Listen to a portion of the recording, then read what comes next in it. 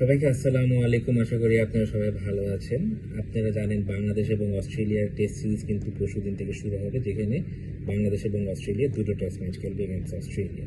So এই ভিডিওর মধ্যে আমি বেসিক্যালি বাংলাদেশের কিছু স্ট্রেংথ অ্যান্ড উইকনেসেস নিয়ে কথা বলবো। তো প্রথমত উইকনেসেসগুলো নিয়ে আগে কথা বলি, যেহেতু উইকনেসেসগুলো সব থেকে বেশি। So the first big weakness will be the absence of Nahid Rana. দেখেন, নাহিদ রানা কিন্তু আমাদের সব থেকে ইম্প্যাক্টফুল টপ মোস্ট পারফর্মার গত 1-1.5 বছর ধরে। সো এরকম একটা প্লেয়ারকে যদি আমরা এরকম একটা ইম্পর্টেন্ট টেস্ট সিরিজের সময় মিস করি, সো এটা কিন্তু আমাদের জন্য অনেক বড় একটা setback. So the second weakness would be, যেটা কিনা ফার্স্টটার সাথে সামহাও রিলেটেড, সেটা হচ্ছে ইনজুরিজ। সো আমাদের কিন্তু টেস্ট টিমের অনেকেই injure before the Australia test series. এটা কিন্তু চাইলেই আমরা প্রিভেন্ট করতে পারতাম যদি আমরা ওভাবে প্রপার রেস্ট দিতে পারতাম কিছু প্লেয়ারে। এক্সাম্পল নাহিদ রানা, লিটন দাস, তাদের কিন্তু চাইলে আমরা একটা প্রপার রেস্ট দিতে পারতাম ডিউরিং দ্য জিম্বাবুয়ে সিরিজ। আমরা তা না করে তাদেরকে ওখানে কনসিস্টেন্টলি খেলিয়ে এসেছি, আর এখন এরকম একটা ইম্পর্টেন্ট টেস্ট সিরিজের সময় উই আর মিসিং দ্যাম। এরপরে আসি আরেকটা উইকনেস যেটা হতে পারে, সেটা হচ্ছে দ্য ল্যাক অফ সিনা টুরস। দেখেন, বাংলাদেশ কিন্তু খুব একটা সিনাতে গিয়ে খেলে না, বা খেললেও নিউজিল্যান্ডে ফ্রিকুয়েন্টলি মাঝে মধ্যে আগে যাওয়া হতো, যেটা কিনা গত 4 বছরে খুব একটা যাওয়া হয়নি। ফর টেস্ট ম্যাচেস অনলি, আমি টেস্ট ম্যাচের হিসাব করছি। এর বাদে বেশ কয়েকটা ট্যুর হয়েছে নিউজিল্যান্ডে বা সাউথ আফ্রিকাতে, বাট টেস্ট সিরিজ খেলতে কিন্তু যাওয়া হয়নি। সো এখানে একটু ল্যাক অফ, আমি বলবো, এক্সপিরিয়েন্স, যেটা কিনা হয়তো অস্ট্রেলিয়া টেস্ট সিরিজের সময় আমাদের সামহাও এফেক্ট করতে পারে। বাট দেন এগেইন, এখানে আরেকটা পজিটিভ জিনিস যদি বলি, বাংলাদেশ কিন্তু সামনে বেশ কয়েক বছরে বা বেশ কয়েক মাসে কিন্তু সিনিয়র টিমসগুলোর সাথে রেগুলার খেলবে।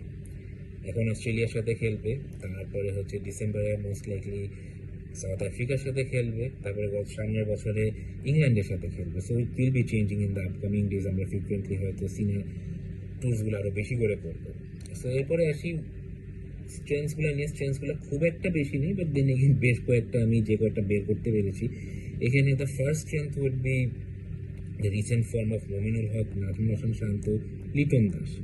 সো এরা মোটামুটি এই বছর they have been in good form. So let's see if they can continue that form. হয়তো আমরা অস্ট্রেলিয়াতে টেস্ট ম্যাচে একটা ড্র করতে পারি বা ক্লোজ যেতে পারি।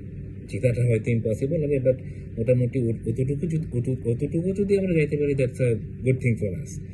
এরপরে আসি আরেকটা স্ট্রেংথ যেটা হতে পারে, সেটা হচ্ছে রিসেন্ট ফর্ম। আমরা কিন্তু পাকিস্তানের সাথে বেশ কয়েকটা টেস্ট ম্যাচ জিতেছি, পাকিস্তানে গিয়ে দুটো টেস্ট ম্যাচ জিতে এসেছি, ওয়েস্ট ইন্ডিজের সাথে জিতেছি।